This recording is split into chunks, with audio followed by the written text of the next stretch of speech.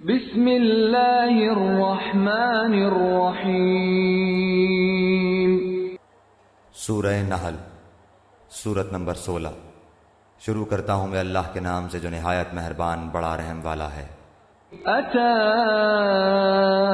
امر اللہ فلا تستعجلوه سبحانہ وتعالی عما یشرکون۔ اللہ تعالیٰ کا حکم آ پہنچا، اب اس کی جلدی نہ مچاؤ، تمام پاکی اس کے لیے ہے، وہ برتر ہے ان سب سے جنہیں یہ اللہ کے نزدیک شریک بتلاتے ہیں۔ عربی زبان کے اعتبار سے یہ انتہائی زوردار فقرہ ہے جس میں آئندہ ہونے والے کسی یقینی واقعے کو ماضی کے صیغے سے تعبیر کیا جاتا ہے، اور اس کے زور اور تاثیر کو کسی اور زبان میں ادا کرنا بہت مشکل ہے۔ اس کا پس منظر یہ ہے کہ جب حضرت صلی اللہ علیہ وسلم کفار سے یہ فرماتے تھے کہ کفر کا نتیجہ اللہ تعالیٰ کے عذاب کی صورت میں ظاہر ہوگا اور مسلمان غالب آئیں گے، تو وہ مذاق اڑانے کے انداز میں کہا کرتے تھے کہ اگر عذاب آنا ہے تو اللہ تعالیٰ سے کہیے کہ اسے ابھی بھیج دے۔ اس کا مقصد در حقیقت یہ تھا کہ عذاب کی دھمکی اور مسلمانوں کی فتح کا وعدہ معاذ اللہ محض بناوٹی بات ہے، اس کی حقیقت کچھ نہیں۔ اس صورت کا آغاز ان کے اس طرز عمل کے مقابلے میں یہ فرما کر کیا گیا ہے کہ کافروں پر آنے والے جس عذاب اور مسلمانوں کے غلبے کی جس خبر کو تم ناممکن سمجھ رہے ہو وہ اللہ تعالیٰ کا اٹل فیصلہ ہے اور اتنا یقینی ہے کہ گویا آن ہی پہنچا ہے، لہٰذا اس کے آنے کی جلدی مچا کر اس کا مذاق نہ اڑاؤ کیونکہ وہ تمہارے سر پر کھڑا ہے۔ پھر اگلے فقرے میں اس عذاب کے یقینی ہونے کی وجہ یہ بیان فرمائی ہے کہ تم لوگ اللہ تعالیٰ کے ساتھ شرک کرتے ہو، حالانکہ اللہ تعالیٰ نہ صرف اس سے پاک بلکہ اس سے بہت بالا و برتر ہے، لہٰذا اس کے ساتھ شرک کرنا اس کی توہین ہے، اور خالق کائنات کی توہین کا لازمی نتیجہ یہ ہے کہ توہین کرنے والے پر عذاب نازل ہو۔ ينزل الملائكة بالروح من أمره على من يشاء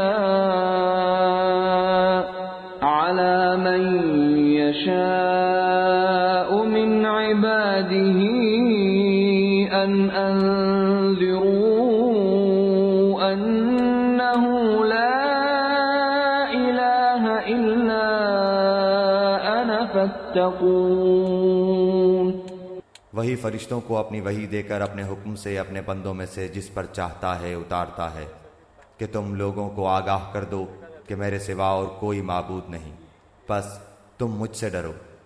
خلق السماوات والأرض بالحق تعالى عما يشركون۔ اسی نے آسمانوں اور زمین کو حق کے ساتھ پیدا کیا، وہ اس سے بری ہے جو مشرک کرتے ہیں۔ خلق الإنسان من نطفة فإذا هو خصيم مبين۔ اس نے انسان کو نطفے سے پیدا کیا، پھر وہ صریح جھگڑالو بن بیٹھا۔ یعنی انسان کی حقیقت تو اتنی ہے کہ وہ ایک ناپاک بوند سے پیدا ہوا ہے، لیکن جب اسے ذرا قوت گویائی ملی تو جس ذات نے اسے اس ناپاک بوند سے ایک مکمل انسان بنایا تھا اور اسے اشرف المخلوقات کا رتبہ بخشا تھا، اسی ذات کے ساتھ شریک ٹھہرا کر اس سے جھگڑنا شروع کر دیا۔ وَالْأَنْعَامَ خَلَقَهَا لَكُمْ فِيهَا دِفْءٌ وَمَنَافِعُ وَمِنْهَا تَأْكُلُونَ۔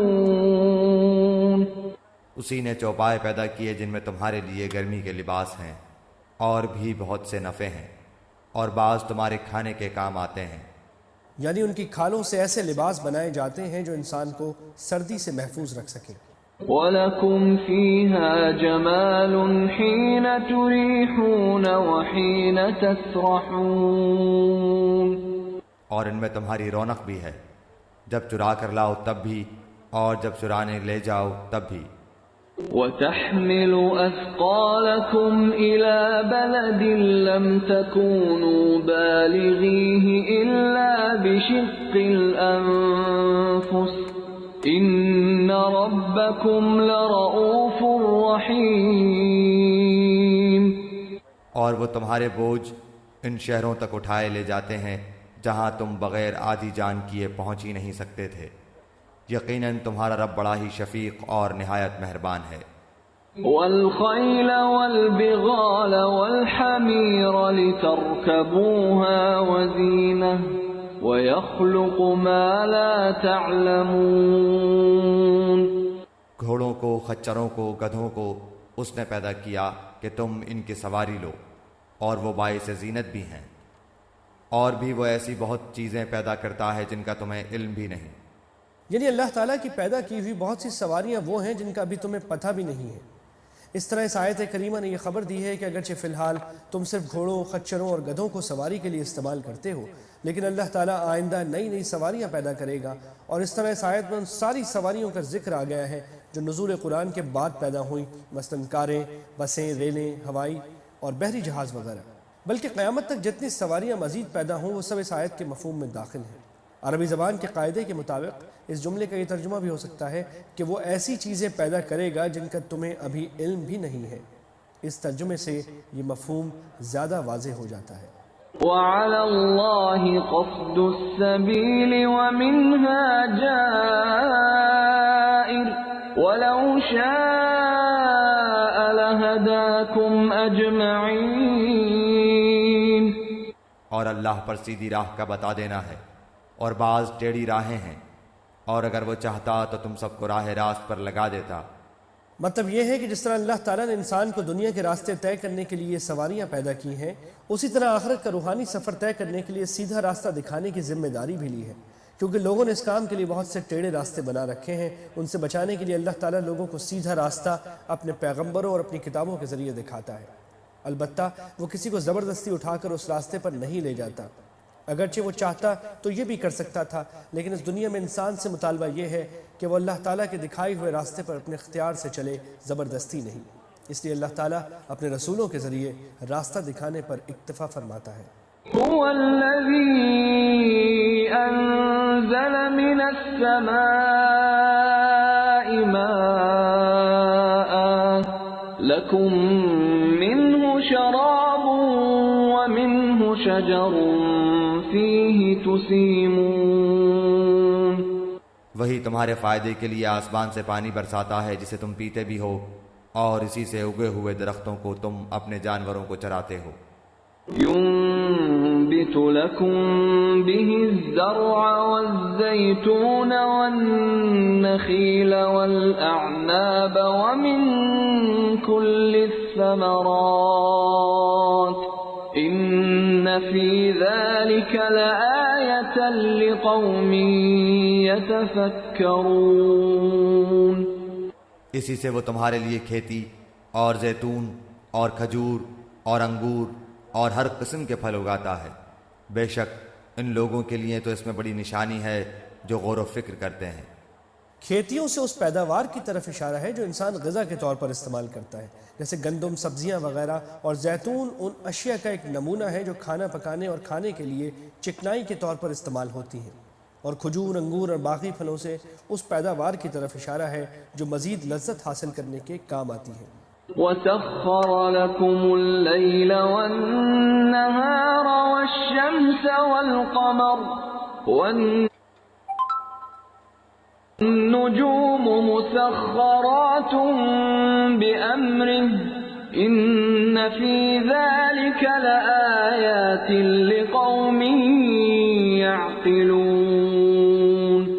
اسی نے رات دن اور سورج چاند کو تمہارے لیے تابع کر دیا ہے، اور ستارے بھی اسی کے حکم کے ماتحت ہیں.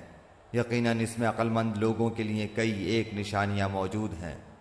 وَمَا ذَرَأَ لَكُمْ فِي الْأَرْضِ مُخْتَلِفًا أَلْوَانُهُ إِنَّ فِي ذَلِكَ لَآيَةً لِقَوْمٍ يَذَّكَّرُونَ. اور بھی بہت سی چیزیں طرح طرح کے رنگ و روپ کی اس نے تمہارے لیے زمین پر پھیلا رکھی ہیں. بے شک نصیحت قبول کرنے والوں کے لیے اس میں بڑی بھاری نشانی ہے. وَهُوَ الَّذِي سَخَّرَ الْبَحْرَ لِتَأْكُلُوا مِنْهُ لَحْمًا طَرِيًّا وَتَسْتَخْرِجُوا مِنْهُ حِلْيَةً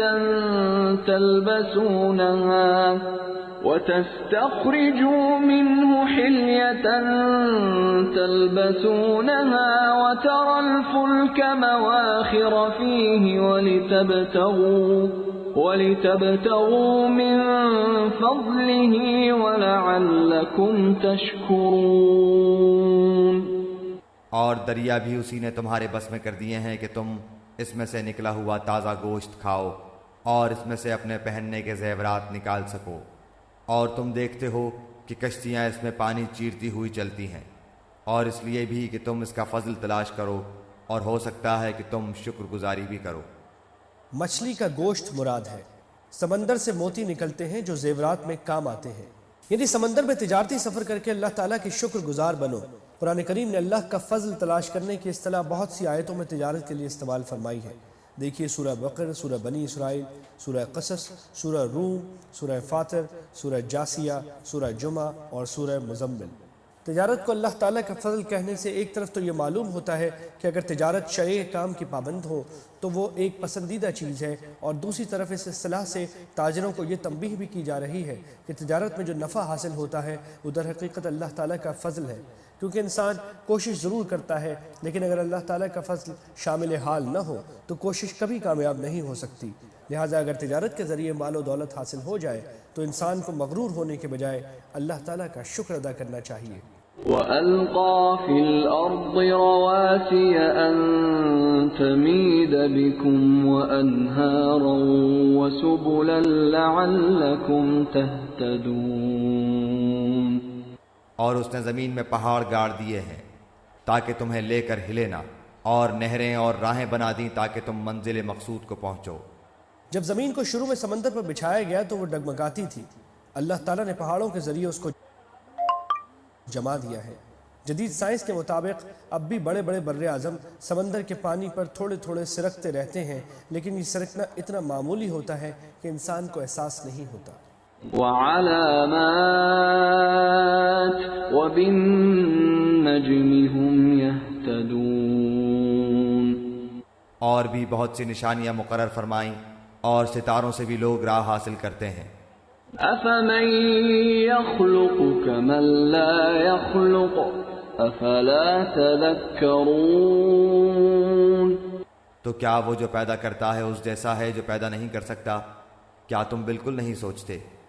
وَإِن تَعُدُّوا نِعْمَةَ اللَّهِ لَا تُحْصُوهَا إِنَّ اللَّهَ لَغَفُورٌ رَّحِيمٌ۔ اور اگر تم اللہ کی نعمتوں کا شمار کرنا چاہو تو تم اسے نہیں کر سکتے، بے شک اللہ بڑا بخشنے والا مہربان ہے۔ یعنی اللہ تعالیٰ کی نعمتیں جب اتنی زیادہ ہیں کہ شمار میں نہیں آ سکتی تو ان کا حق تو یہ تھا کہ انسان ہر آن اللہ تعالیٰ کا شکر ہی ادا کرتا رہے، لیکن اللہ تعالیٰ جانتا ہے کہ یہ انسان کے بس میں نہیں ہے، اس لیے وہ اپنی مغفرت اور رحمت کا معاملہ فرما کر شکر کی اس کوتاہی کو معاف فرماتا رہتا ہے۔ البتہ یہ مطالبہ ضرور ہے کہ وہ اس کے احکام کے مطابق زندگی گزارے اور ظاہر و باطن ہر اعتبار سے اللہ تعالیٰ کا فرما بردار رہے۔ اس کے لیے اسے یہ حقیقت پیش نظر رکھنی چاہیے کہ اللہ تعالیٰ اس کے ہر کام کو جانتا ہے، چاہے وہ چھپ کر کرے یا علانیہ۔ چنانچہ اگلی آیت میں یہی حقیقت بیان فرمائی گئی ہے۔ وَاللَّهُ يَعْلَمُ مَا تُسِرُّونَ وَمَا تُعْلِنُونَ۔ اور جو کچھ تم چھپاؤ اور ظاہر کرو اللہ تعالیٰ سب کچھ جانتا ہے۔ وَالَّذِينَ يَدْعُونَ مِن دُونِ اللَّهِ لَا يَخْلُقُونَ شَيْئًا وَهُمْ يُخْلَقُونَ۔ اور جن جن کو یہ لوگ اللہ تعالیٰ کے سوا پکارتے ہیں وہ کسی چیز کو پیدا نہیں کر سکتے بلکہ وہ خود پیدا کیے ہوئے ہیں۔ أَمْوَاتٌ غَيْرُ أَحْيَاءٍ وَمَا يَشْعُرُونَ أَيَّانَ يُبْعَثُونَ۔ مردے ہیں، زندہ نہیں، انہیں تو یہ بھی شعور نہیں کہ کب اٹھائے جائیں گے۔ اس سے وہ بت مراد ہیں جن کی وہ پوجا کرتے تھے۔ فرمایا گیا ہے کہ وہ کسی کو پیدا تو کیا کرتے، خود پیدا کیے گئے ہیں، اور نہ ان میں جان ہے نہ انہیں یہ احساس ہے کہ ان کے پجاریوں کو مرنے کے بعد کب زندہ کیا جائے گا۔ إِلَٰهُكُمْ إِلَٰهٌ وَاحِدٌ فَالَّذِينَ لَا يُؤْمِنُونَ بِالْآخِرَةِ قُلُوبُهُم مُّنكِرَةٌ وَهُم مُسْتَكْبِرُونَ۔ تم سب کا معبود صرف اللہ تعالیٰ اکیلا ہے، اور آخرت پر ایمان نہ رکھنے والوں کے دل منکر ہیں اور وہ خود تکبر سے بھرے ہوئے ہیں۔ لا جرم أن الله يعلم ما يسرون وما يعلنون إنه لا يحب المستكبرين. بے شک و شبہ اللہ تعالیٰ ہر اس چیز کو جسے وہ لوگ چھپاتے ہیں اور جسے ظاہر کرتے ہیں بخوبی جانتا ہے. وہ غرور کرنے والوں کو پسند نہیں فرماتا. چونکہ وہ گھمنڈ کرنے والوں کو پسند نہیں کرتا اس لیے انہیں سزا بھی ضرور دے گا اور اس کے لیے آخرت کا وجود ضروری ہے، لہذا اس کے انکار کی کوئی وجہ نہیں. وَإِذَا قِيلَ لَهُم مَّاذَا أَنزَلَ رَبُّكُمْ قَالُوا أَسَاطِيرُ الْأَوَّلِينَ. ان سے جب دریافت کیا جاتا ہے کہ تمہارے پروردگار نے کیا نازل فرمایا ہے تو جواب دیتے ہیں کہ اگلوں کی کہانیاں. لِيَحْمِلُوا أَوْزَارَهُمْ كَامِلَةً يَوْمَ الْقِيَامَةِ وَمِنْ أَوْزَارِ الَّذِينَ يُضِلُّونَهُم بِغَيْرِ عِلْمٍ أَلَا سَاءَ مَا يَزِرُونَ. اسی کا نتیجہ ہوگا کہ قیامت کے دن یہ لوگ اپنے پورے بوجھ کے ساتھ ہی ان کے بوجھ کے بھی حصے دار ہوں گے جنہیں بے علمی سے گمراہ کرتے رہے. دیکھو تو کیسا برا بوجھ اٹھا رہے ہیں. یعنی اللہ کے کلام کو افسانہ قرار دے کر انہوں نے جن لوگوں کو گمراہ کیا ہے ان کے ایسے گناہوں کا بوجھ بھی ان پر لادا جائے گا جو انہوں نے ان کے زیر اثر آ کر کیے.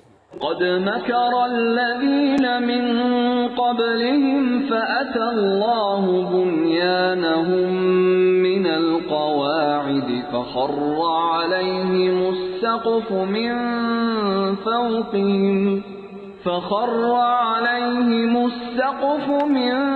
فوقهم وأتاهم العذاب من حيث لا يشعرون. ان سے پہلے کے لوگوں نے بھی مکر کیا تھا، آخر اللہ نے ان کے منصوبوں کی عمارتوں کو جڑوں سے اکھیڑ دیا اور ان کے سروں پر ان کی چھتیں اوپر سے گر پڑیں اور ان کے پاس عذاب وہاں سے آ گیا جہاں کا انہیں وہم و گمان بھی نہ تھا. ثم يوم القيامة يخزيهم ويقول أين شركائي الذين كنتم تشاقون فيهم قال الذين أوتوا العلم إن الخزي اليوم والسوء على الكافرين. پھر قیامت والے دن بھی اللہ تعالیٰ انہیں رسوا کرے گا اور فرمائے گا کہ میرے وہ شریک کہاں ہیں جن کے بارے میں تم لڑتے جھگڑتے تھے. جنہیں علم دیا گیا تھا وہ پکار اٹھیں گے کہ آج تو کافروں کو رسوائی اور برائی چمٹ گئی. الذين تتوفاهم الملائكة ظالمي أنفسهم فألقوا السلم ما كنا نعمل من سوء بلى إن الله عليم بما كنتم تعملون. وہ جو اپنی جانوں پر ظلم کرتے ہیں فرشتے جب ان کی جان قبض کرنے لگتے ہیں اس وقت وہ جھک جاتے ہیں کہ ہم برائی نہیں کرتے تھے. کیوں نہیں؟ اللہ تعالیٰ خوب جاننے والا ہے جو کچھ تم کرتے تھے. اس سے معلوم ہوا کہ عذاب صرف ان لوگوں کو ہوگا جو کفر کی حالت میں مرے ہوں. اگر کوئی مرنے سے پہلے سچی توبہ کر لے تو اس کی توبہ قبول ہو جاتی ہے اور اسے معاف کر دیا جاتا ہے. فَادْخُلُوا أَبْوَابَ جَهَنَّمَ خَالِدِينَ فِيهَا فَلَبِئْسَ مَثْوَى الْمُتَكَبِّرِينَ. پس اب تو ہمیشگی کے طور پر تم جہنم کے دروازوں میں داخل ہو جاؤ. پس کیا ہی برا ٹھکانہ ہے غرور کرنے والوں کا. وَقِيلَ لِلَّذِينَ اتَّقَوْا مَاذَا أَنزَلَ رَبُّكُمْ قَالُوا خَيْرًا لِلَّذِينَ أَحْسَنُوا فِي هَذِهِ الدُّنْيَا حَسَنَةٌ وَلَدَارُ الْآخِرَةِ خَيْرٌ وَلَنِعْمَ دَارُ الْمُتَّقِينَ المتقين. اور پرہیزگاروں سے پوچھا جاتا ہے کہ تمہارے پروردگار نے کیا نازل فرمایا ہے، تو وہ جواب دیتے ہیں کہ اچھے سے اچھا. جن لوگوں نے بھلائی کی ان کے لیے اس دنیا میں بھلائی ہے، اور یقیناً آخرت کا گھر تو بہت ہی بہتر ہے، اور کیا ہی خوب پرہیزگاروں کا گھر ہے. جنات عدن يدخلونها تجري من تحتها الأنهار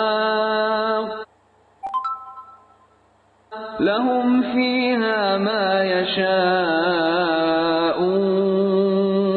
كذلك يجزي الله المتقين. ہمیشگی والے باغات جہاں وہ جائیں گے، جن کے نیچے نہریں بہہ رہی ہیں، جو کچھ یہ طلب کریں گے وہاں ان کے لیے موجود ہوگا.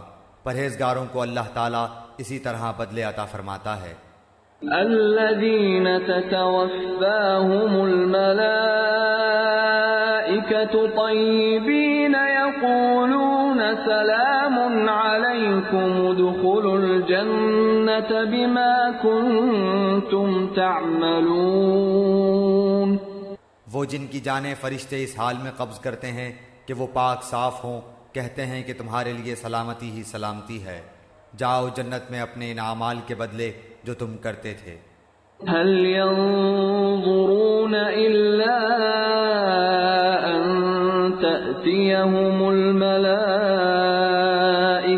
أو يأتي أمر ربك كذلك فعل الذين من قبلهم وما ظلمهم الله ولكن كانوا أنفسهم يظلمون. کیا یہ اسی بات کا انتظار کر رہے ہیں کہ ان کے پاس فرشتے آ جائیں یا تیرے رب کا حکم آ جائے؟ ایسا ہی ان لوگوں نے بھی کیا تھا جو ان سے پہلے تھے. ان پر اللہ تعالیٰ نے کوئی ظلم نہیں کیا بلکہ وہ خود اپنی جانوں پر ظلم کرتے رہے. فأصابهم سيئات ما عملوا وحاق بهم ما كانوا به يستهزئون. بس ان کے برے اعمال کے نتیجے انہیں مل گئے، اور جس کی ہنسی اڑاتے تھے اسی نے ان کو گھیر لیا. وقال الذين أشركوا لو شاء الله ما عبدنا من دونه من شيء نحن ولا آباؤنا ولا حرمنا من دونه من شيء كذلك فعل الذين من قبلهم فهل على الرسل إلا البلاغ المبين. مشرک لوگوں نے کہا کہ اگر اللہ تعالیٰ چاہتا تو ہم اور ہمارے باپ دادے اس کے سوا کسی اور کی عبادت ہی نہ کرتے، نہ اس کے فرمان کے بغیر کسی چیز کو حرام کرتے. یہی فعل ان سے پہلے کے لوگوں کا رہا، تو رسولوں پر تو صرف کھلم کھلا پیغام کا پہنچا دینا ہے. ان کا یہ کہنا ہے کہ اللہ تعالیٰ چاہتا تو ہم شرک نہ کرتے سراسر ہٹ دھرمی پر مبنی تھا، کیونکہ اس طرح ہر مجرم یہ کہہ سکتا ہے کہ اللہ تعالیٰ چاہتا تو میں یہ جرم نہ کرتا. ایسی باتیں قابل جواب نہیں ہوتی. اس لیے اللہ تعالیٰ نے اس کا جواب دینے کے بجائے صرف یہ فرما دیا ہے کہ رسولوں کی ذمہ داری پیغام پہنچانے کی حد تک محدود ہے. ان کی ذمہ داری یہ نہیں ہے کہ ایسے ضدی لوگ راہ راست پر آ ہی جائیں. اور انہوں نے جو یہ کہا کہ ہم کوئی چیز حرام قرار نہ دیتے، اس سے ان جانوروں کی طرف اشارہ ہے جو انہوں نے بتوں کے نام پر حرام کر رکھے تھے. اس کی تفصیل سورہ انعام میں گزر چکی ہے.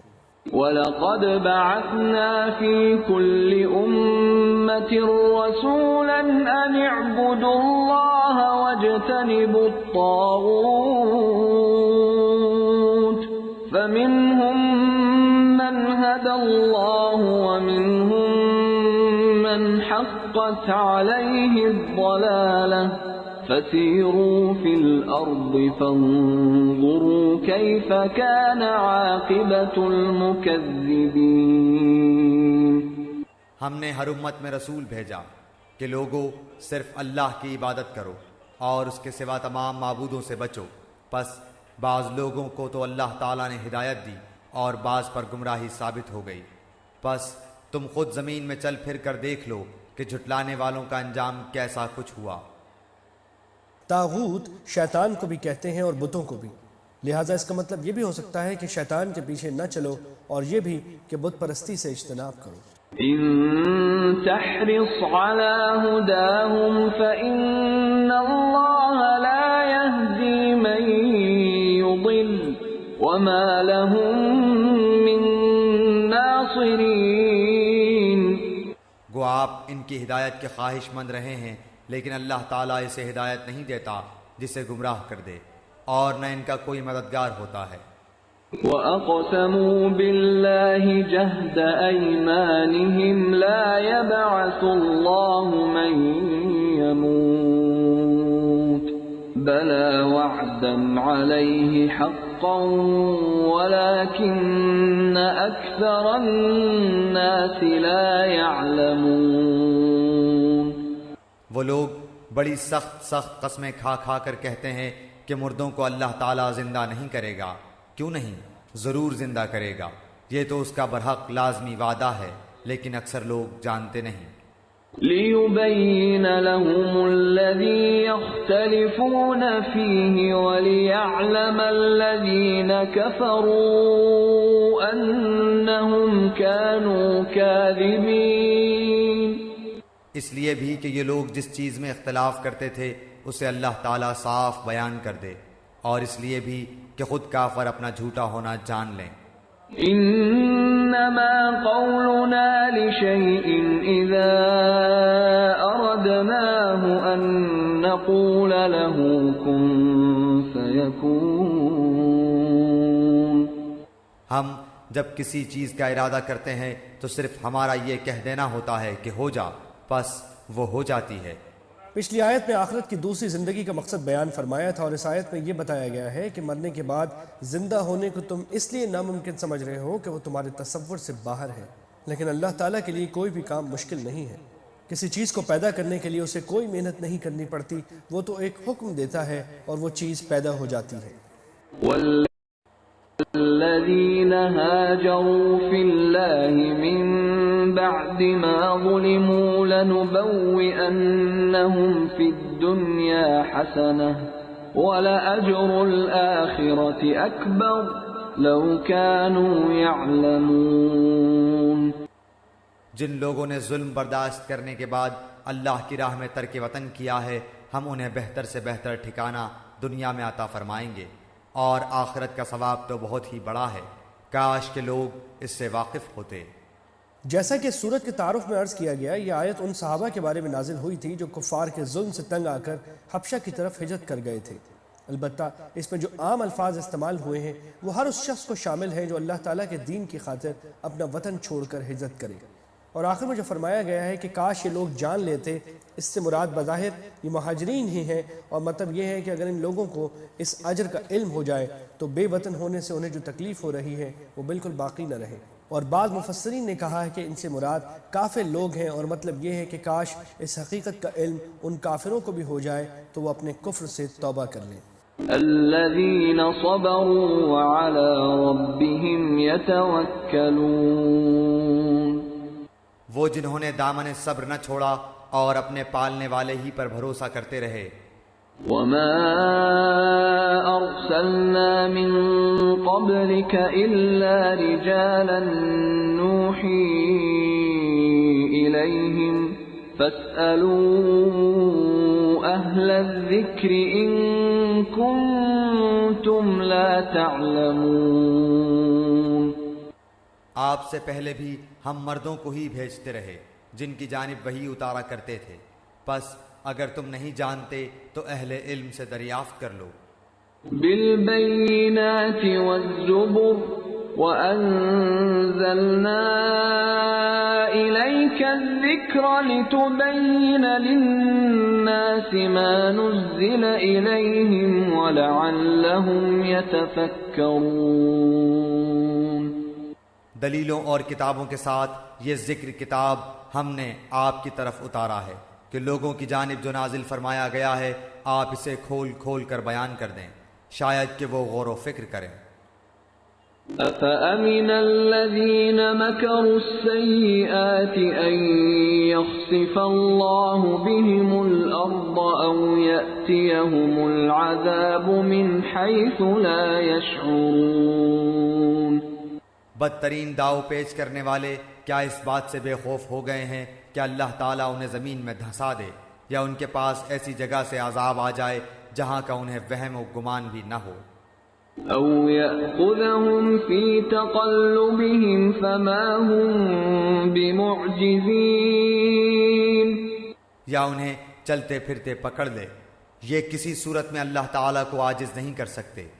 أو يأخذهم على تخوف فإن ربكم لرؤوف رحيم، یا انہیں ڈرا دھمکا کر پکڑ لے، پس یقیناً تمہارا پروردگار اعلیٰ شفقت اور انتہائی رحم والا ہے۔ یعنی ایک دم سے تو عذاب آ کر انہیں ہلاک نہ کرے، لیکن اپنی بدعملی کی سزا میں دھیرے دھیرے ان کی افرادی قوت اور ان کا مال و دولت گھٹتا چلا جائے۔ یہ تفسیر روح المعانی میں متعدد صحابہ اور تابعین سے منقول ہے۔ اس کیونکہ کا تعلق بے خوف ہونے سے ہے، اور مطلب یہ ہے کہ اللہ تعالیٰ چونکہ شفیق اور مہربان ہے، اس لیے اس نے کافروں کو مہلت دی ہوئی ہے اور فوری طور پر انہیں عذاب میں نہیں پکڑا، اس لیے کافر لوگ بے خوف ہو گئے ہیں، حالانکہ پچھلی امتوں کے واقعات سے سبق لے کر انہیں بے خوف نہیں ہونا چاہیے۔ أولم يروا إلى ما خلق الله من شيء يتفيأ ظلاله عن اليمين والشمائل سجدا لله وهم داخرون، کیا انہوں نے اللہ کی مخلوق میں سے کسی کو بھی نہیں دیکھا کہ اس کے سائے دائیں بائیں جھک جھک کر اللہ تعالیٰ کے سامنے سربہ سجود ہوتے ہیں اور عاجزی کا اظہار کرتے ہیں؟ انسان کتنا بھی مغرور یا متکبر ہو جائے، اس کا سایہ جب زمین پر پڑتا ہے تو وہ عاجزی اور انکساری کا مظاہرہ کرتا ہے۔ اس طرح اللہ تعالیٰ نے ہر مخلوق کے ساتھ اس کے سائے کی شکل میں ایک ایسی چیز پیدا فرما دی ہے جو اس کے اختیار کے بغیر ہر وقت اللہ تعالیٰ کے آگے سجدہ ریز رہتی ہے۔ یہاں تک کہ جو لوگ سورج کی پوجا کرتے ہیں وہ خود تو سورج کے آگے جھک رہے ہوتے ہیں اور ان کے سائے اس کی مخالف سمت میں سجدہ ریز ہوتے ہیں۔ وَلِلَّهِ يَسْجُدُ مَا فِي السَّمَاوَاتِ وَمَا فِي الْأَرْضِ مِن دَابَّةٍ وَالْمَلَائِكَةُ وَهُمْ لَا يَسْتَكْبِرُونَ، یقیناً آسمان و زمین کے کل جاندار اور تمام فرشتے اللہ تعالیٰ کے سامنے سجدہ کرتے ہیں اور ذرا بھی تکبر نہیں کرتے۔ يخافون ربهم من فوقهم ويفعلون ما يؤمرون، اور اپنے رب سے جو ان کے اوپر ہے کپ کپاتے رہتے ہیں اور جو حکم مل جائے اس کی تعمیل کرتے ہیں۔ یہ آیت سجدہ ہے، یعنی جو شخص بھی یہ آیت عربی زبان میں پڑھے اس پر سجدہ کرنا واجب ہو جاتا ہے۔ اسے سجدہ تلاوت کہتے ہیں جو نماز کے سجدے کے علاوہ ہے۔ البتہ آیت کو پڑھے بغیر صرف دیکھنے سے سجدہ واجب نہیں ہوتا، اور صرف ترجمہ زبان سے پڑھنے میں بھی احتیاطاً سجدہ کر لینا ضروری ہے۔ وقال الله لا تتخذوا إلهين اثنين إنما هو إله واحد فإياي فارهبون، اللہ تعالیٰ ارشاد فرما چکا ہے کہ دو معبود نہ بناؤ، معبود تو صرف وہی اکیلا ہے، پس تم سب صرف میرا ہی ڈر خوف رکھو۔ وَلَهُ مَا فِي السَّمَاوَاتِ وَالْأَرْضِ وَلَهُ الدِّينُ وَاصِبًا أَفَغَيْرَ اللَّهِ تَتَّقُونَ، آسمانوں میں اور زمین میں جو کچھ ہے سب اسی کا ہے اور اسی کی عبادت لازم ہے، کیا پھر تم اس کے سوا اوروں سے ڈرتے ہو؟ وَمَا بِكُم مِّن نِّعْمَةٍ فَمِنَ اللَّهِ ثُمَّ إِذَا مَسَّكُمُ الضُّرُّ فَإِلَيْهِ تَجْأَرُونَ، تمہارے پاس جتنی بھی نعمتیں ہیں سب اسی کی دی ہوئی ہیں، اب بھی جب تمہیں کوئی مصیبت پیش آ جائے تو اسی کی طرف نالہ و فریاد کرتے ہو۔ ثم إذا كشف الضر عنكم إذا فريق منكم بربهم يشركون، اور جہاں اس نے وہ مصیبت تم سے دفع کر دی، تم میں سے کچھ لوگ اپنے رب کے ساتھ شرک کرنے لگ جاتے ہیں، لِيَكْفُرُوا بِمَا آتَيْنَاهُمْ فَتَمَتَّعُوا فَسَوْفَ تَعْلَمُونَ، کہ ہماری دی ہوئی نعمتوں کی ناشکری کریں، اچھا کچھ فائدہ اٹھا لو، آخر کار تمہیں معلوم ہو ہی جائے گا۔ وَيَجْعَلُونَ لِمَا لَا يَعْلَمُونَ نَصِيبًا مِّمَّا رَزَقْنَاهُمْ تَاللَّهِ لَتُسْأَلُنَّ عَمَّا كُنتُمْ تَفْتَرُونَ، اور جسے جانتے بوجھتے بھی نہیں اس کا حصہ ہماری دی ہوئی روزی میں سے مقرر کرتے ہیں، واللہ تمہارے اس بہتان کا سوال تم سے ضرور ہی کیا جائے گا۔ عرب کے مشرکین اپنی زرعی پیداوار اور جانوروں کا ایک حصہ بتوں کے نام پر نذر کر دیتے تھے۔ اس کی طرف اشارہ ہے کہ جن بتوں کی نہ حقیقت ان کو معلوم ہے نہ ان کے وجود کی کوئی دلیل ان کے پاس ہے، اللہ تعالیٰ کے دیے ہوئے رزق کو ان کے لیے نذر کر دیتے ہیں۔ اس رسم کی تفصیل سورہ انعام میں گزری ہے۔ وَيَجْعَلُونَ لِلَّهِ الْبَنَاتِ سُبْحَانَهُ وَلَهُم مَّا يَشْتَهُونَ، اور وہ اللہ سبحانہ و تعالیٰ کے لیے لڑکیاں مقرر کرتے ہیں اور اپنے لیے وہ اپنی خواہش کے مطابق ہو۔ مشرکین عرب فرشتوں کو خدا کی بیٹیاں کہا کرتے تھے۔ اللہ تعالیٰ فرماتے ہیں کہ اول تو اللہ تعالیٰ اولاد کی ضرورت سے پاک ہے، دوسرے یہ خود اپنے لیے بیٹیوں کو پسند نہیں کرتے بلکہ بیٹوں کی ولادت کے خواہش مند رہتے ہیں، جو بذات خود بڑی گمراہی کی بات ہے، لیکن اللہ تعالیٰ کے بارے میں کہتے ہیں کہ اس کی بیٹیاں ہیں۔ وَإِذَا بُشِّرَ أَحَدُهُم بِالْأُنثَىٰ ظَلَّ وَجْهُهُ مُسْوَدًّا وَهُوَ كَظِيمٌ، ان میں سے جب کسی کو لڑکی ہونے کی خبر دی جائے تو اس کا چہرہ سیاہ ہو جاتا ہے اور دل ہی دل میں گھٹنے لگتا ہے۔ يَتَوَارَىٰ مِنَ الْقَوْمِ مِن سُوءِ مَا بُشِّرَ بِهِ أَيُمْسِكُهُ عَلَىٰ هُونٍ أَمْ يَدُسُّهُ فِي التُّرَابِ أَلَا سَاءَ مَا يَحْكُمُونَ، اس بری خبر کی وجہ سے لوگوں سے چھپا چھپا پھرتا ہے، سوچتا ہے کہ کیا اس کو ذلت کے ساتھ لیے ہوئے ہی رہے یا اسے مٹی میں دبا دے۔ آہ کیا ہی برے فیصلے کرتے ہیں۔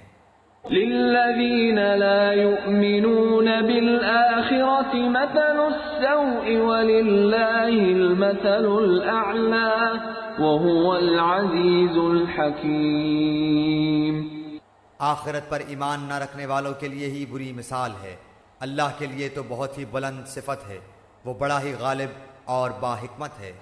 وَلَوْ يُؤَاخِذُ اللَّهُ النَّاسَ بِظُلْمِهِم مَّا تَرَكَ عَلَيْهَا مِن دَابَّةٍ وَلَكِن يُؤَخِّرُهُمْ إِلَىٰ أَجَلٍ مُّسَمًّى فَإِذَا جَاءَ أَجَلُهُمْ لَا يَسْتَأْخِرُونَ سَاعَةً وَلَا يَسْتَقْدِمُونَ، اگر لوگوں کے گناہ پر اللہ تعالیٰ ان کی گرفت کرتا تو روئے زمین پر ایک بھی جاندار باقی نہ رہتا، لیکن وہ تو انہیں ایک وقت مقرر تک ڈھیل دیتا ہے، جب ان کا وہ وقت آ جاتا ہے تو وہ ایک ساتھ نہ پیچھے رہ سکتے ہیں اور نہ آگے بڑھ سکتے ہیں۔ وَيَجْعَلُونَ لِلَّهِ مَا يَكْرَهُونَ وَتَصِفُ أَلْسِنَتُهُمُ الْكَذِبَ أَنَّ لَهُمُ الْحُسْنَىٰ لَا جَرَمَ أَنَّ لَهُمُ النَّارَ وَأَنَّهُم مُّفْرَطُونَ، اور وہ اپنے لیے جو ناپسند رکھتے ہیں اللہ کے لیے ثابت کرتے ہیں، اور ان کی زبانیں جھوٹی باتیں بیان کرتی ہیں کہ ان کے لیے خوبی ہے، نہیں نہیں، دراصل ان کے لیے آگ ہے اور یہ دوزخیوں کے پیش رو ہیں۔ تَاللَّهِ لَقَدْ أَرْسَلْنَا إِلَىٰ أُمَمٍ مِّن قَبْلِكَ فَزَيَّنَ لَهُمُ الشَّيْطَانُ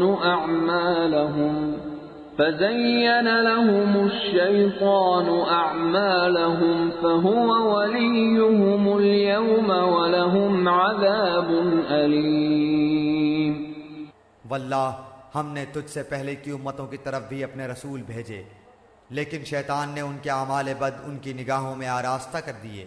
وہ شیطان آج بھی ان کا رفیق بنا ہوا ہے اور ان کے لیے دردناک عذاب ہے۔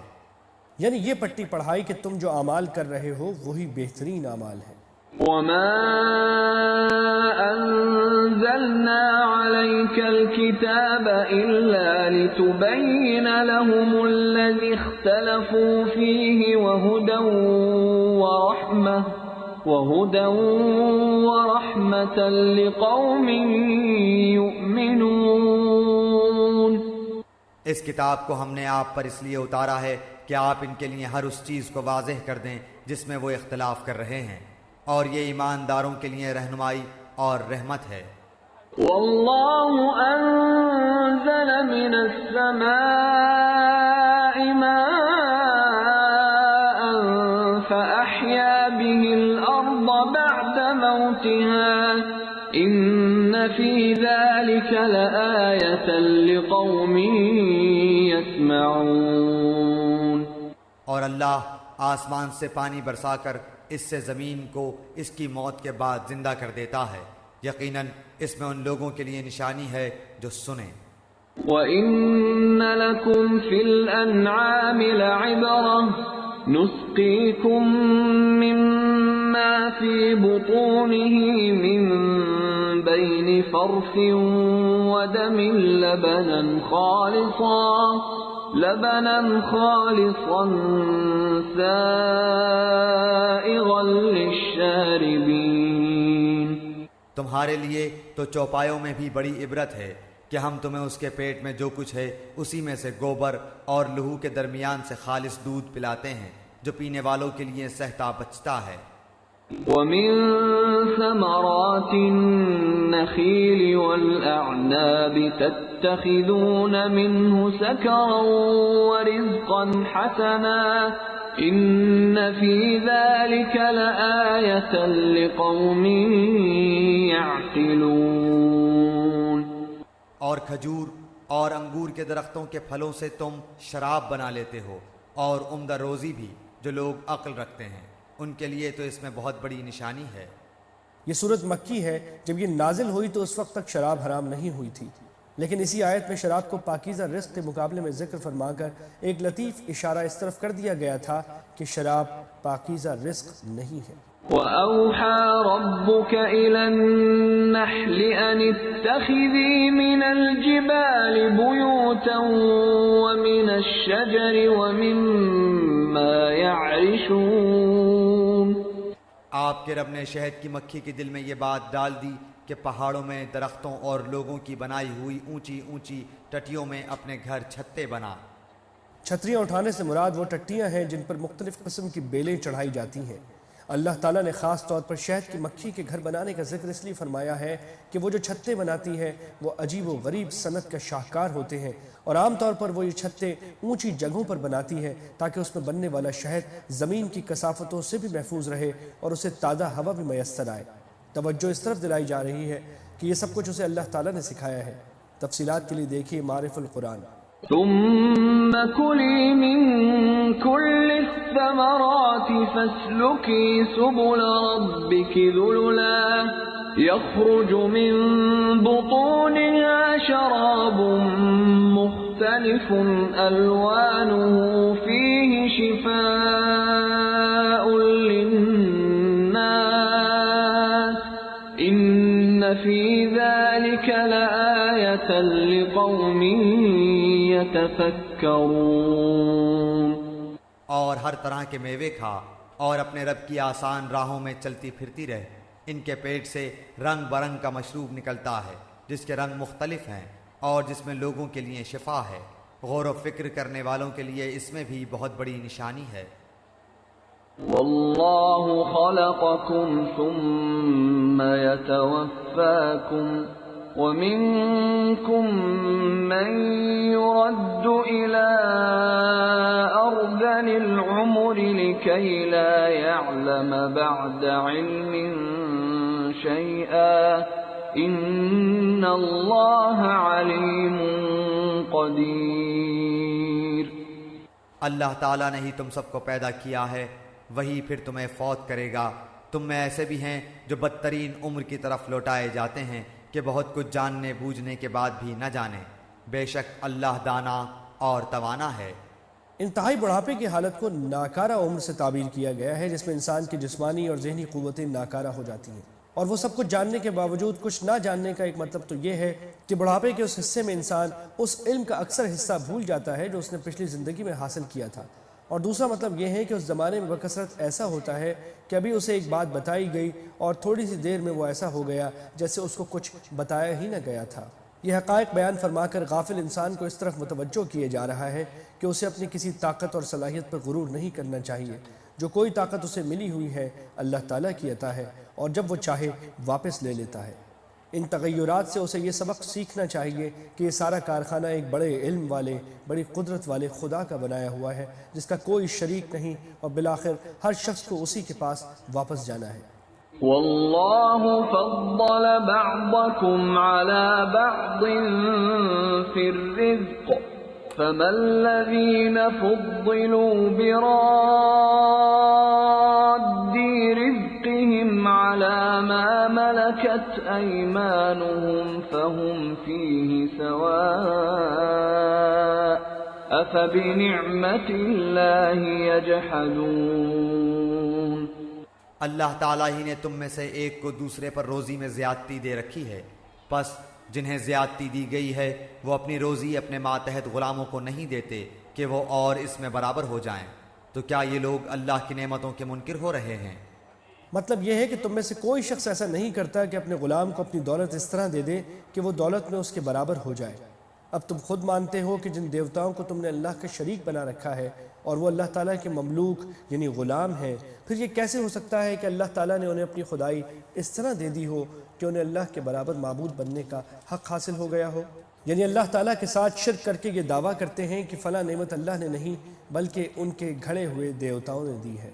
واللہ جعل لکم من انفسکم ازواجا وجعل لکم من ازواجکم بنین وجعل لكم من أزواجكم بنين وحفدة ورزقكم من الطيبات أفبالباطل يؤمنون وبنعمة الله هم يكفرون۔ اللہ تعالیٰ نے تمہارے لیے تم میں سے ہی تمہاری بیویاں پیدا کی اور تمہاری بیویوں سے تمہارے لیے تمہارے بیٹے اور پوتے پیدا کیے اور تمہیں اچھی اچھی چیزیں کھانے کو دیں، کیا پھر بھی لوگ باطل پر ایمان لائیں گے اور اللہ تعالیٰ کی نعمتوں کی ناشکری کریں گے؟ وَيَعْبُدُونَ مِن دُونِ اللَّهِ مَا لَا يَمْلِكُ لَهُمْ رِزْقًا مِّنَ السَّمَاوَاتِ وَالْأَرْضِ شَيْئًا وَلَا يَسْتَطِيعُونَ۔ اور وہ اللہ تعالیٰ کے سوا ان کی عبادت کرتے ہیں جو آسمانوں اور زمین سے انہیں کچھ بھی تو روزی نہیں دے سکتے اور نہ کچھ قدرت رکھتے ہیں۔ فلا تضربوا لله الأمثال إن الله يعلم وأنتم لا تعلمون۔ پس اللہ تعالیٰ کے لیے مثالیں مت بناؤ، اللہ تعالیٰ خوب جانتا ہے اور تم نہیں جانتے۔ مشرکین عرب بعض اوقات اپنے شرک کی تائید میں یہ مثال دیتے تھے کہ جس طرح دنیا کا بادشاہ تنہا اپنی حکومت نہیں چلاتا بلکہ اسے حکومت کے بہت سے کام اپنے مددگاروں کو سونپنے پڑتے ہیں، اسی طرح معاذ اللہ تعالیٰ نے بھی اپنی خدائی کے بہت سے کام ان دیوتاؤں کو سونپ رکھے ہیں اور ان معاملات میں وہ خود مختار ہو گئے ہیں۔ اس آیت میں ان سے کہا جا رہا ہے کہ اللہ تعالیٰ کے لیے دنیا کے بادشاہوں کی بلکہ کسی بھی مخلوق کی مثال دینا انتہائی جہالت کی بات ہے۔ اس کے بعد آیت نمبر 75-76 میں اللہ تعالیٰ نے 2 مثالیں بیان فرمائی ہیں جن کا مقصد یہ ہے کہ اگر مخلوقات ہی کی مثال لینی ہے تو ان 2 مثالوں سے ظاہر ہے کہ مخلوق میں بھی فرق ہوتا ہے، کوئی مخلوق اعلیٰ درجے کی ہے، کوئی ادنیٰ درجے کی۔ جب مخلوق میں اتنا فرق ہے تو خالق اور مخلوق میں کتنا فرق ہوگا؟ پھر کسی مخلوق کو خالق کے ساتھ عبادت میں کیسے شریک کیا جا سکتا ہے؟ ضرب اللہ مثلا عبدا مملوكا لا يقدر على شيء ومن رزقناه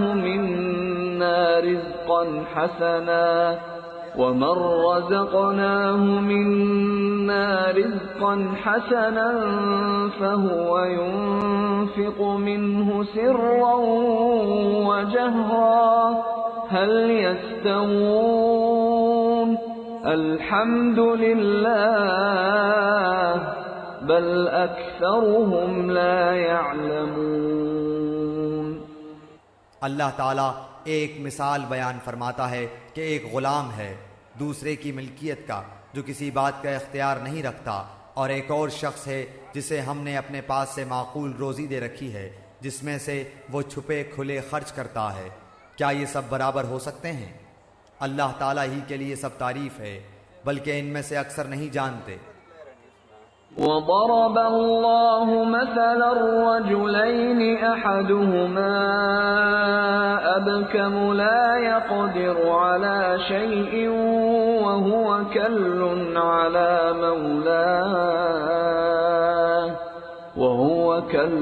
على مولاه أينما يوجهه لا يأت بخير هل يستوي هو ومن يأمر بالعدل وهو على صراط مستقيم۔ اللہ تعالیٰ ایک اور مثال بیان فرماتا ہے دو شخصوں کی جن میں سے ایک تو گونگا ہے اور کسی چیز پر اختیار نہیں رکھتا بلکہ وہ اپنے مالک پر بوجھ ہے، کہیں بھی اسے بھیجے وہ کوئی بھلائی نہیں لاتا، کیا یہ اور وہ جو عدل کا حکم دیتا ہے اور ہے بھی سیدھی راہ پر برابر ہو سکتے ہیں؟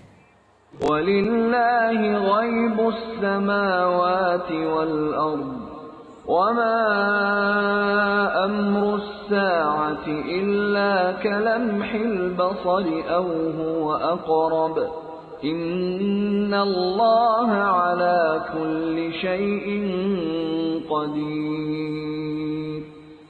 آسمانوں اور زمین کا غیب صرف اللہ تعالیٰ ہی کو معلوم ہے، اور قیامت کا امر تو ایسا ہی ہے جیسے آنکھ کا جھپکنا، بلکہ اس سے بھی زیادہ قریب۔ بے شک اللہ تعالیٰ ہر چیز پر قادر ہے۔ واللہ اخرجکم من بطون امہاتکم لا تعلمون شیئا وجعل لكم السمع والأبصار والأفئدة لعلكم تشکرون۔ اللہ تعالیٰ نے تمہیں تمہاری ماؤں کے پیٹوں سے نکالا ہے کہ اس وقت تم کچھ بھی نہیں جانتے تھے، اسی نے تمہارے کان اور آنکھیں اور دل بنائے کہ تم شکر گزاری کرو۔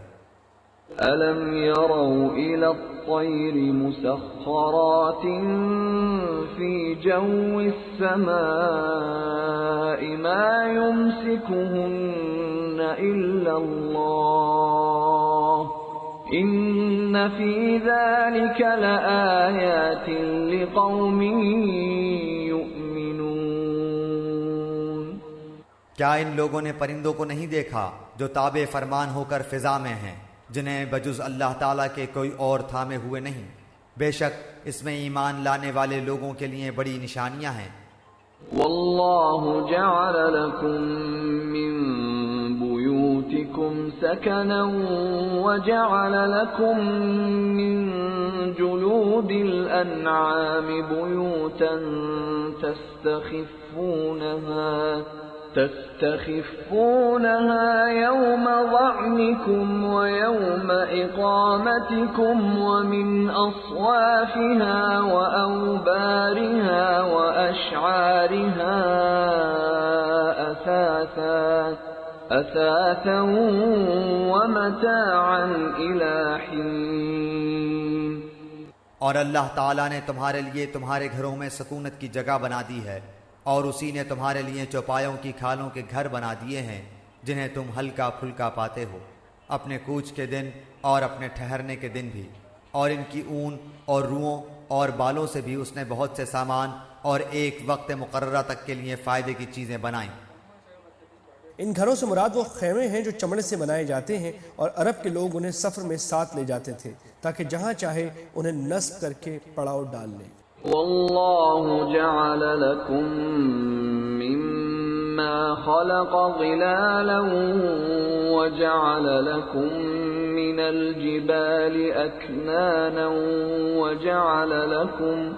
وجعل لكم سرابيل تقيكم الحر وسرابيل تقيكم بأسكم كذلك يتم نعمته عليكم لعلكم تسلمون۔ اللہ ہی نے تمہارے لیے اپنی پیدا کردہ چیزوں میں سے سائے بنائے ہیں، اور اسی نے تمہارے لیے پہاڑوں میں غار بنائے ہیں، اور اسی نے تمہارے لیے کرتے بنائے ہیں جو تمہیں گرمی سے بچائیں، اور ایسے کرتے بھی جو تمہیں لڑائی کے وقت کام آئیں۔ وہ اسی طرح اپنی پوری نعمتیں دے رہا ہے کہ تم حکم بردار بن جاؤ۔ یعنی لوہے کی زرہیں جو جنگ میں تلوار وغیرہ کے وار کو روکنے کے لیے پہنی جاتی تھی۔ فَإِن تَوَلَّوْا فَإِنَّمَا عَلَيْكَ الْبَلَاغُ الْمُبِينُ۔ پھر بھی اگر یہ منہ موڑے رہیں تو آپ پر صرف کھول کر تبلیغ کر دینا ہی ہے۔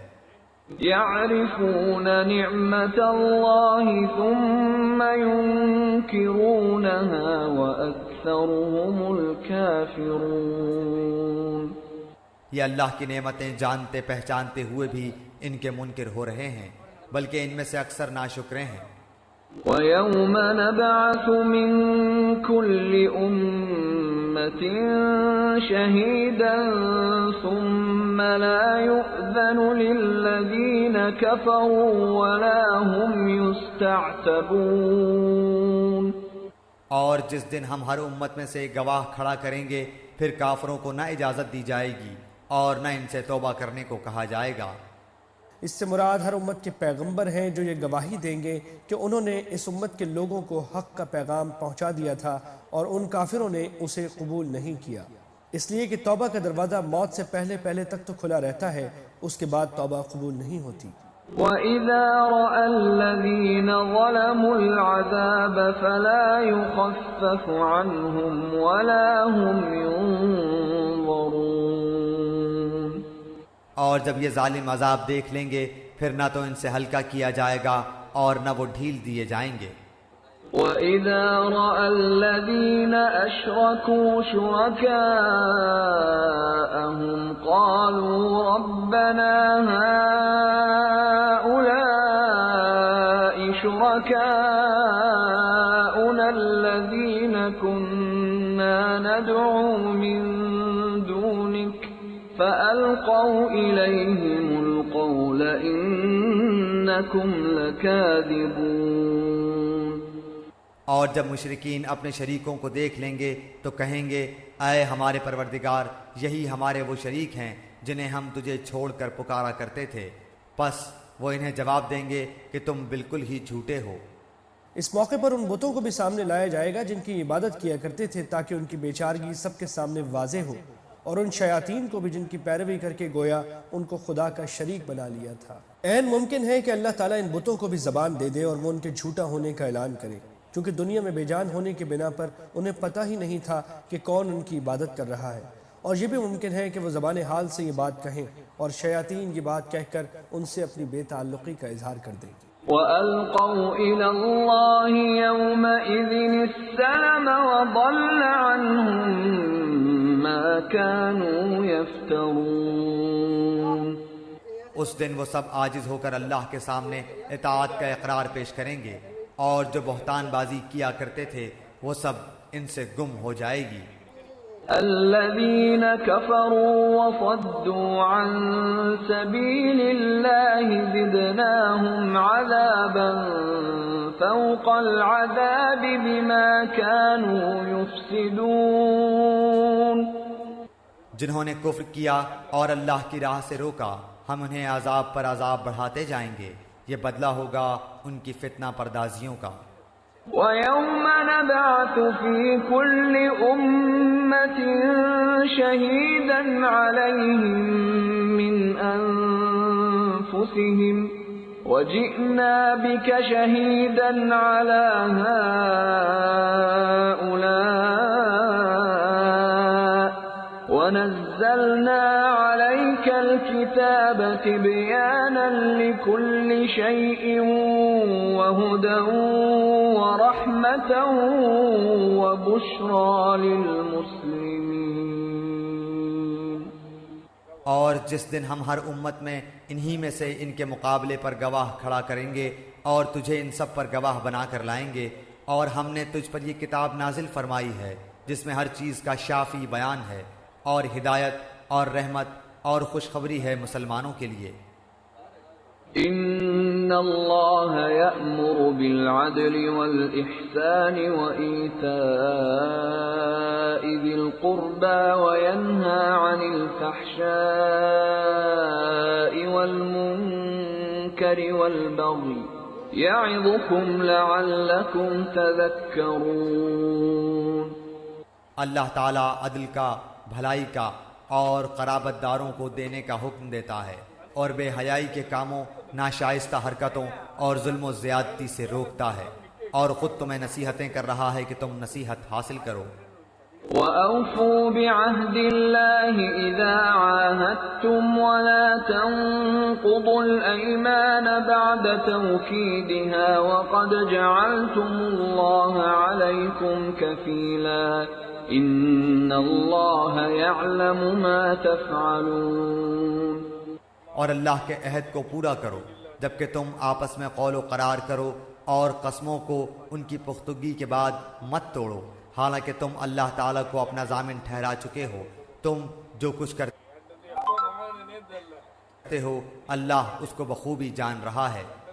وَلَا تَكُونُوا كَالَّتِي نَقَضَتْ غَزْلَهَا مِن بَعْدِ قُوَّةٍ أَنكَاثًا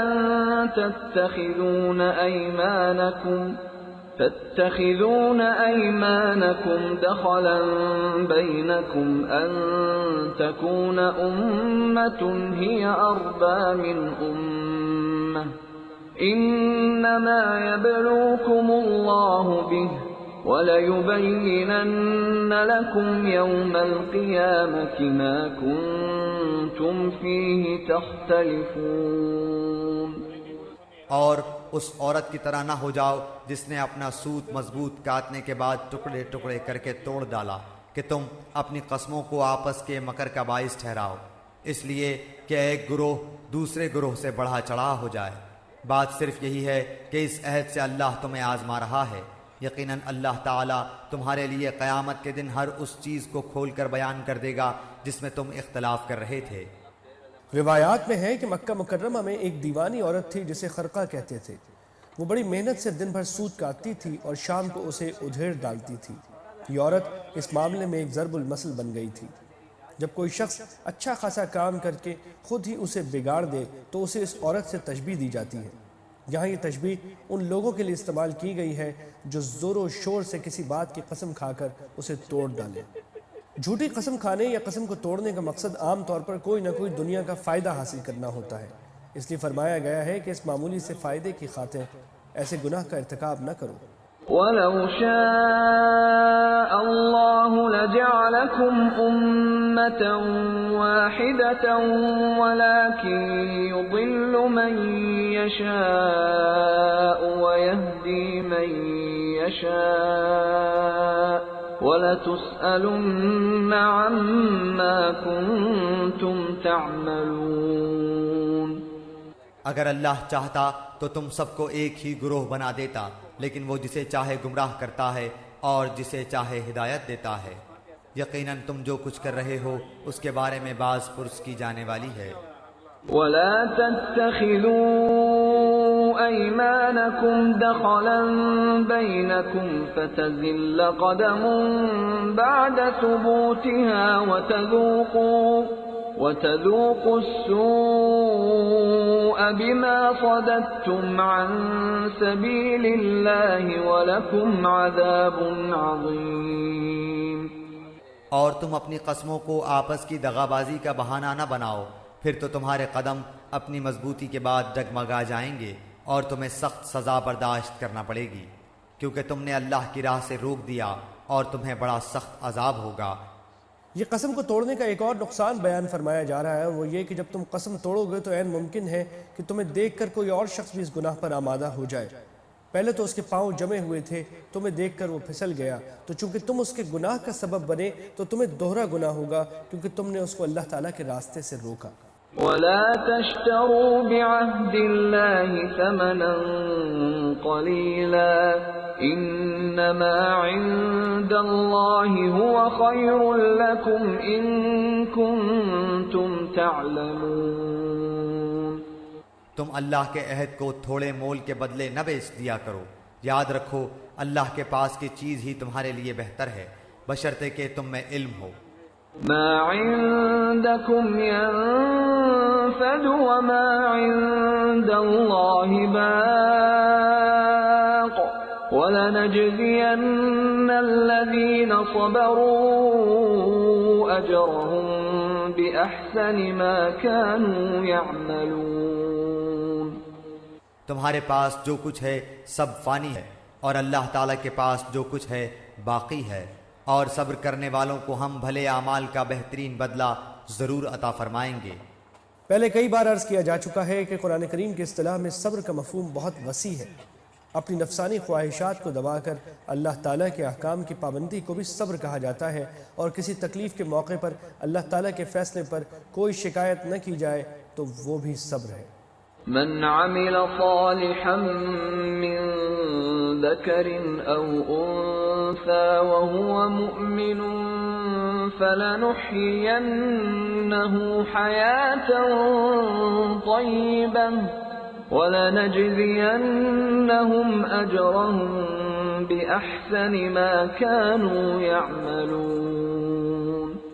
جو شخص نیک عمل کرے، مرد ہو یا عورت، لیکن با ایمان ہو تو ہم اسے یقیناً نہایت بہتر زندگی عطا فرمائیں گے، اور ان کے نیک اعمال کا بہتر بدلہ بھی انہیں ضرور دیں گے۔ فَإِذَا قَرَأْتَ الْقُرْآنَ فَاسْتَعِذْ بِاللَّهِ مِنَ الشَّيْطَانِ الرَّجِيمِ۔ قرآن پڑھنے کے وقت راندے ہوئے شیطان سے اللہ کی پناہ طلب کرو۔ پچھلی آیتوں میں نیک عمل کی فضیلت بیان فرمائی گئی تھی۔ چونکہ نیکی کے کاموں میں سب سے زیادہ خلل شیطان کے اثر سے پڑتا ہے، اس لیے اس آیت میں اس کا یہ علاج بتایا گیا ہے کہ قرآن کریم کی تلاوت سے پہلے شیطان سے اللہ تعالیٰ کی پناہ مانگ لی جائے، یعنی اعوذ باللہ من الشیطان الرجیم پڑھ لیا جائے۔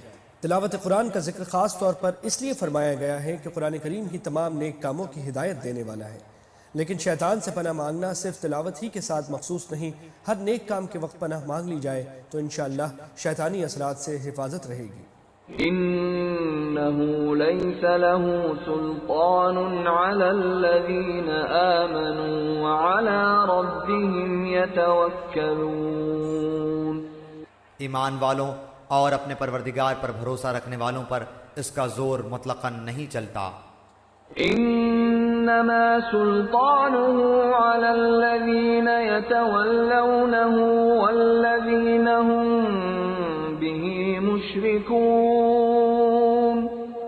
ہاں اس کا غلبہ ان پر تو یقیناً ہے جو اسی سے رفاقت کریں اور اسے اللہ کا شریک ٹھہرائیں۔ وَإِذَا بَدَّلْنَا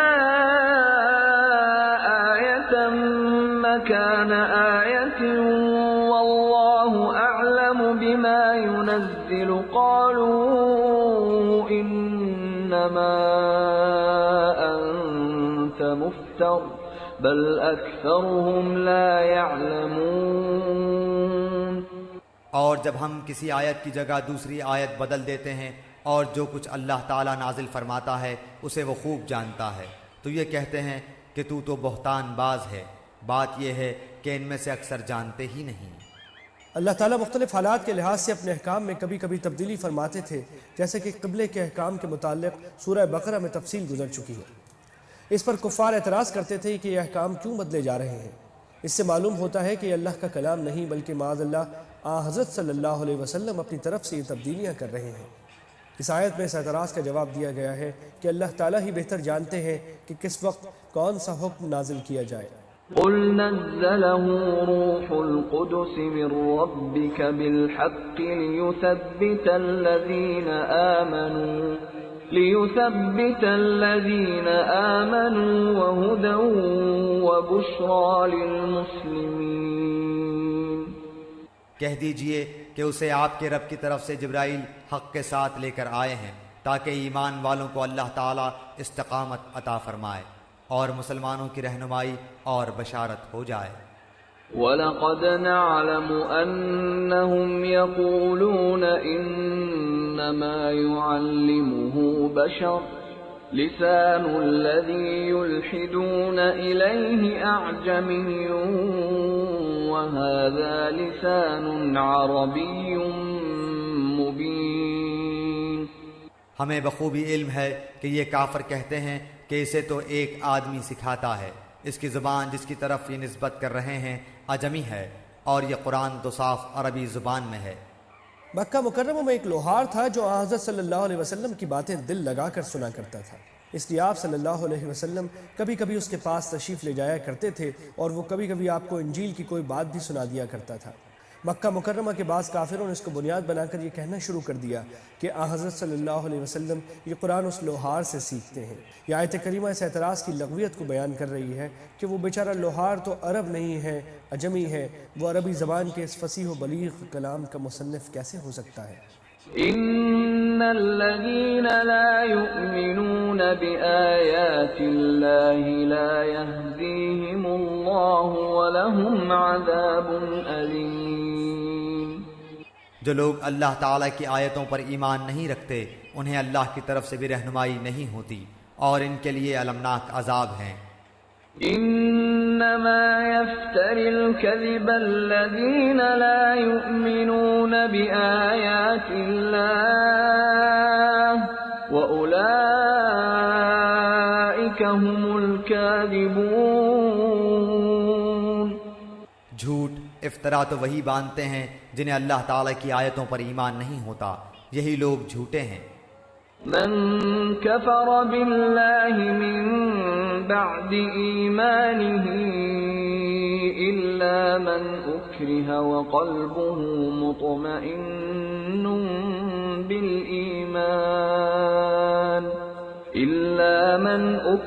وقلبه مطمئن بالإيمان ولكن من شرح بالكفر صدرا فعليهم غضب من الله ولهم عذاب عظيم۔ جو شخص اپنے ایمان کے بعد اللہ سے کفر کرے بجز اس کے جس پر جبر کیا جائے اور اس کا دل ایمان پر برقرار ہو، مگر جو لوگ کھلے دل سے کفر کریں تو ان پر اللہ کا عذاب ہے اور انہی کے لیے بہت بڑا عذاب ہے۔ یعنی کسی شخص کو جان کا خوف ہو کہ اگر زبان سے کفر کا کلمہ نہیں کہے گا تو جان چلی جائے گی، تو ایسا شخص معذور ہے، جبکہ اس کا دل ایمان پر مطمئن ہو، لیکن اللہ تعالیٰ کا غضب اس پر نازل ہوگا جو اپنے اختیار سے کفر کی باتیں کرے۔ ذلك بأنهم استحبوا الحياة الدنيا على الآخرة وأن الله لا يهدي القوم الكافرين۔ یہ اس لیے کہ انہوں نے دنیا کی زندگی کو آخرت سے زیادہ محبوب رکھا، یقیناً اللہ تعالیٰ کافر لوگوں کو راہ راست نہیں دکھاتا۔ أولئك الذين طبع الله على قلوبهم وسمعهم وأبصارهم وأولئك هم الغافلون۔ یہ وہ لوگ ہیں جن کے دلوں پر اور جن کے کانوں پر اور جن کی آنکھوں پر اللہ نے مہر لگا دی ہے، اور یہی لوگ غافل ہیں۔ لا جرم أنهم في الآخرة هم الخاسرون۔ کچھ شک نہیں کہ یہی لوگ آخرت میں سخت نقصان اٹھانے والے ہیں۔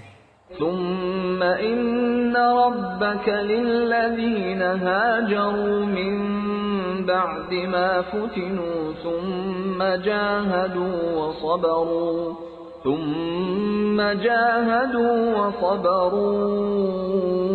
إن ربك من بعدها لغفور رحيم۔ جن لوگوں نے فتنوں میں ڈالے جانے کے بعد ہجرت کی پھر جہاد کیا اور صبر کا ثبوت دیا۔ بے شک تیرا پروردگار ان باتوں کے بعد انہیں بخشنے والا اور مہربانیاں کرنے والا ہے۔ جس دن ہر شخص اپنی ذات کے لیے لڑتا جھگڑتا آئے اور ہر شخص کو اس کے کیے ہوئے اعمال کا پورا بدلہ دیا جائے گا اور لوگوں پر مطلقاً ظلم نہ کیا جائے گا۔ وضرب الله مثلا قرية كانت آمنة مطمئنة يأتيها رزقها رغدا من كل مكان فكفرت بأنعم الله فأذاقها الله لباس الجوع والخوف بما كانوا يصنعون۔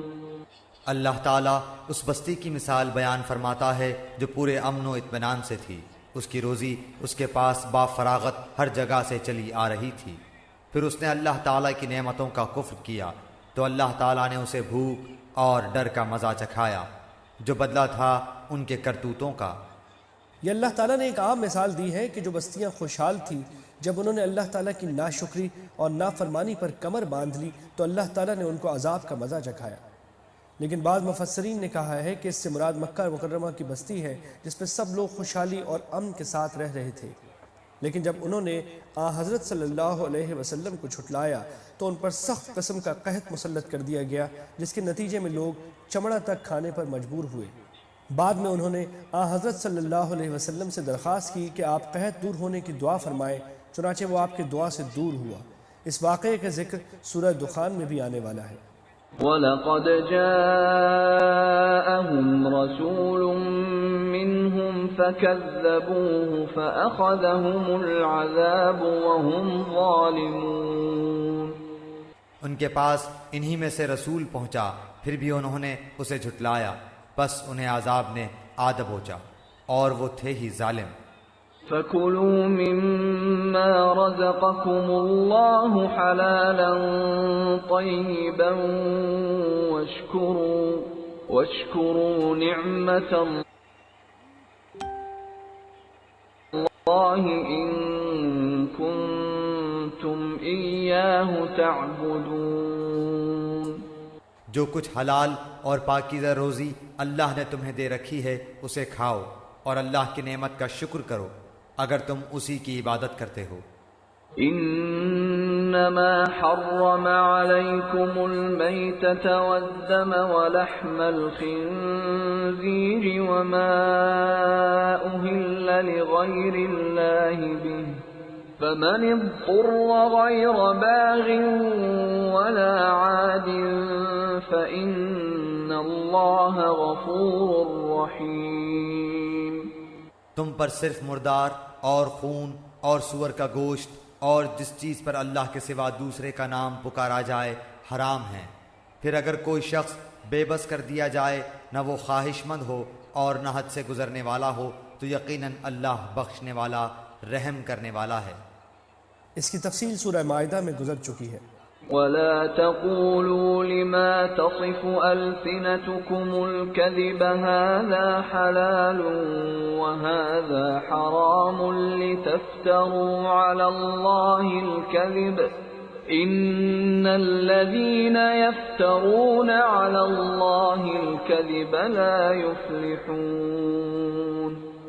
کسی چیز کو اپنی زبان سے جھوٹ موٹ نہ کہہ دیا کرو کہ یہ حلال ہے اور یہ حرام ہے، کہ اللہ پر جھوٹ بہتان باندھ لو، سمجھ لو کہ اللہ تعالیٰ پر بہتان بازی کرنے والے کامیابی سے محروم ہی رہتے ہیں۔ متاع قلیل ولہم عذاب علیم۔ انہیں بہت معمولی فائدہ ملتا ہے اور ان کے لیے ہی دردناک عذاب ہے۔ وَعَلَى الَّذِينَ هَادُوا حَرَّمْنَا مَا قَصَصْنَا عَلَيْكَ مِن قَبْلُ وَمَا ظَلَمْنَاهُمْ وَلَكِن كَانُوا أَنفُسَهُمْ يَظْلِمُونَ۔ اور یہودیوں پر جو کچھ ہم نے حرام کیا تھا اسے ہم پہلے ہی سے آپ کو سنا چکے ہیں، ہم نے ان پر ظلم نہیں کیا بلکہ وہ خود اپنی جانوں پر ظلم کرتے رہے۔ بتلانا یہ مقصود ہے کہ کفار مکہ اپنے آپ کو حضرت ابراہیم علیہ السلام کے دین کا پیرو کہتے تھے، حالانکہ جن حلال چیزوں کو ان مشرکین نے حرام کر رکھا تھا وہ حضرت ابراہیم علیہ السلام کے وقت ہی سے حلال چلی آتی تھی۔ البتہ ان میں سے صرف چند چیزوں کو یہودیوں پر بطور سزا حرام کر دیا گیا تھا، جیسا کہ سورہ نساء میں گزر چکا ہے۔ باقی سب چیزیں اس وقت سے آج تک حلال ہی چلی آتی ہیں۔ ثم إن ربك للذين عملوا السوء بجهالة ثم تابوا من بعد ذلك وأصلحوا إن ربك من بعدها لغفور رحيم۔ جو کوئی جہالت سے برے عمل کر لے تو پھر توبہ کر لے اور اصلاح بھی کر لے تو پھر آپ کا رب بلا شک و شبہ بڑی بخشش کرنے والا اور نہایت ہی مہربان ہے۔ ان ابراہیم کان امة قانتا للہ حنیفا ولم یک من المشرکین۔ بے شک ابراہیم پیشوا اور اللہ تعالیٰ کے فرما بردار اور یک طرفہ مخلص تھے، وہ مشرکوں میں سے نہ تھے۔ شاکرا لانعمه اجتباه وهداه الى صراط مستقیم۔ اللہ تعالیٰ کی نعمتوں کے شکر گزار تھے، اللہ نے انہیں اپنا برگزیدہ کر لیا تھا اور انہیں راہ راست سجھا دی تھی۔ وآتيناه في الدنيا حسنة وإنه في الآخرة لمن الصالحين۔ ہم نے اسے دنیا میں بھی بہتری دی تھی اور بے شک وہ آخرت میں بھی نیکوکاروں میں ہیں۔ ثم أوحينا إليك أن اتبع ملة إبراهيم حنيفا وما كان من المشركين۔ پھر ہم نے آپ کی جانب وحی بھیجی کہ آپ ملت ابراہیم حنیف کی پیروی کریں جو مشرکوں میں سے نہ تھے۔ انما جعل السبت على الذين اختلفوا فيه وان ربك ليحكم بينهم يوم القيامة فيما كانوا فيه يختلفون۔ ہفتے کے دن کی عظمت تو صرف ان لوگوں کے ذمہ ہی ضروری کی گئی تھی جنہوں نے اس میں اختلاف کیا تھا۔ بات یہ ہے کہ آپ کا پروردگار خود ہی ان میں ان کے اختلاف کا فیصلہ قیامت کے دن کرے گا۔ یہ ایک دوسرا استثناء ہے جس میں یہودیوں کے لیے بعض وہ چیزیں ممنوع کر دی گئی تھیں جو حضرت ابراہیم علیہ السلام کی شریعت میں جائز تھی، اور وہ یہ کہ یہودیوں کے لیے سنیچر کے دن معاشی سرگرمیاں ممنوع کر دی گئی تھیں۔ پھر ان میں بھی اختلاف رہا کہ کچھ لوگوں نے اس پابندی پر عمل کیا اور کچھ نے نہیں کیا۔ بہرحال یہ بھی ایک استثنائی حکم تھا جو صرف یہودیوں کو دیا گیا تھا۔ حضرت ابراہیم علیہ السلام کی شریعت اس سے خالی تھی، لہذا کسی کو یہ حق نہیں پہنچتا کہ وہ اپنی طرف سے حلال چیزوں کو حرام قرار دے دے۔ ادع الى سبيل ربك بالحكمة والموعظة الحسنة وجادلهم بالتي هي احسن ان ربك هو اعلم بمن ضل عن سبيله وهو اعلم بالمهتدين۔ اپنے رب کی راہ کی طرف لوگوں کو حکمت اور بہترین نصیحت کے ساتھ بلائیے اور ان سے بہترین طریقے سے گفتگو کیجیے۔ یقیناً آپ کا رب اپنی راہ سے بہکنے والوں کو بھی بخوبی جانتا ہے اور وہ رائے یافتہ لوگوں سے بھی پورا واقف ہے۔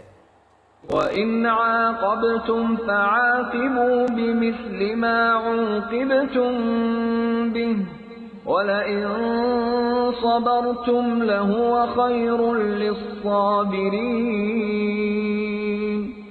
اور اگر بدلہ لو بھی تو بالکل اتنا ہی جتنا صدمہ تمہیں پہنچایا گیا ہو، اور اگر صبر کر لو تو بے شک صابروں کے لیے یہی بہتر ہے۔ واصبر وما صبرك إلا بالله ولا تحزن عليهم ولا تك في ضيق مما يمكرون۔ آپ صبر کریں، بغیر توفیق الہی کے آپ صبر کر ہی نہیں سکتے، اور ان کے حال پر رنجیدہ نہ ہوں اور جو مکر و فریب یہ کرتے رہتے ہیں ان سے تنگ دل نہ ہو۔ ان اللہ مع الذین اتقوا والذین هم محسنون۔ یقین مانو کہ اللہ تعالیٰ پرہیزگاروں اور نیک کاروں کے ساتھ ہے۔ احسان بڑا عام لفظ ہے جس پہ ہر طرح کے نیک کام داخل ہیں، اور ایک حدیث میں اس کی تشریح فرمائی گئی ہے کہ انسان اللہ تعالیٰ کی عبادت اس طرح کرے کہ جیسے وہ اللہ تعالیٰ کو دیکھ رہا ہو، یا کم از کم اس تصور کے ساتھ کہ وہ مجھے دیکھ رہا ہے۔ اللہم اجعلنا من المحسنین۔